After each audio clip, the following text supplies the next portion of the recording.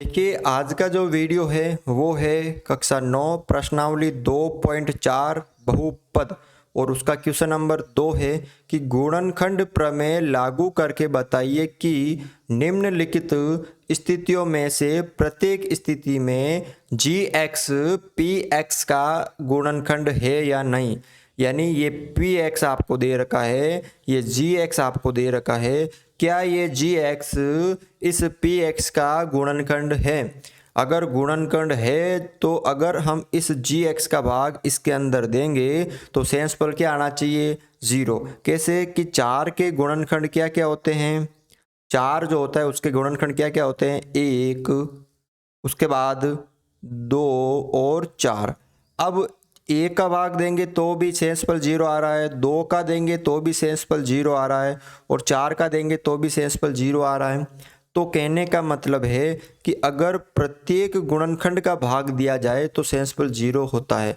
तो अगर ये जो है x-3 इस बहुपद का गुणनखंड है तो जब इसका भाग इसमें देंगे तो शेषफल क्या आना चाहिए, 0। ठीक है, तो यहाँ पे लिखना है।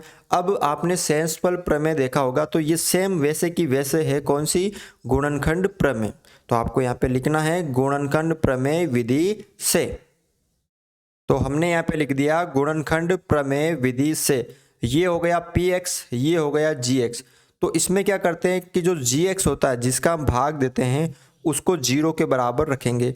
तो यहाँ पे x-3 बराबर 0। तो x बराबर माइनस का 3 है, इधर जाएगा तो प्लस का 3। अब ये जो प्लस का 3 है ना, x बराबर 3 बहुपद px में रखने पर, ये जो x बराबर 3 है बहुपद px में रखना है। तो px क्या है यहाँ पर देख लीजिए, x³ minus 4x square plus x plus 6। अब जहाँ पे भी x नज़र आ रहा है वहाँ 3 रखना है। तो p3 बराबर 3 का क्यूब माइनस 4, 3 का स्क्वायर प्लस 3 प्लस 6।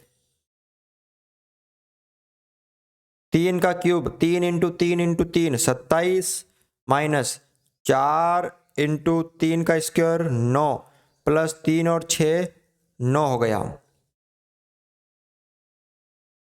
9 चौक 36। तो 27 माइनस 36 प्लस 9, 27 और 9 प्लस के 36 होते हैं और माइनस के 36। तो यहाँ पे कितना आ गया, प्लस के भी 36 माइनस के भी 36। ये 9 और ये 27 36 हो गए, ये माइनस का 36।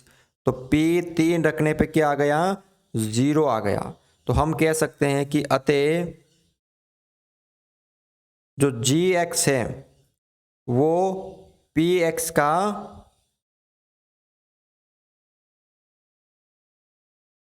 गुणनखंड है। ठीक है, तो इस तरह से आप ये क्वेश्चन सरल कर सकते हो कि आपको पहले क्या करना है, गुणनखंड प्रमेय में gx को 0 के बराबर रखना है, फिर जो भाग देना है ये जो x आया था वो आपको बहुपद में रखना है और उसको सरल करने पे अगर 0 आ जाएगा तो वो उसका गुणनखंड होगा। कैसे, वापस समझा देता हूँ। मान लीजिए यहाँ पे 12 है, 12 के गुणनखंड क्या होते हैं, 1 2 3 4 6 और 12। तो प्रत्येक अगर गुणनखंड का मैं भाग दे रहा हूं तो उसका शेषफल क्या आ रहा है, यहाँ पे देख लीजिए 0 आ रहा है। तो कहने का मतलब है कि अगर वो किसी बहुपद का कोई गुणनखंड है और अगर उसका हम भाग दे रहे हैं तो वो क्या होना चाहिए, उसका शेषफल 0। अगर हम चाहें तो इसको भाग विधि से भी कर सकते थे, x-3 इधर लिख देते हैं, लेकिन ये थोड़ी लंबी प्रक्रिया हो जाती, ये भी सही है लेकिन लंबी प्रक्रिया हो जाती, शेषफल इसमें भी 0 आता। तो ये एक शॉर्ट प्रक्रिया है, एक विधि है जिससे कि हम शेषफल निकाल सकते हैं, न कि भागफल। ठीक है, तो इस तरह से ये क्वेश्चन सरल कर सकते हो।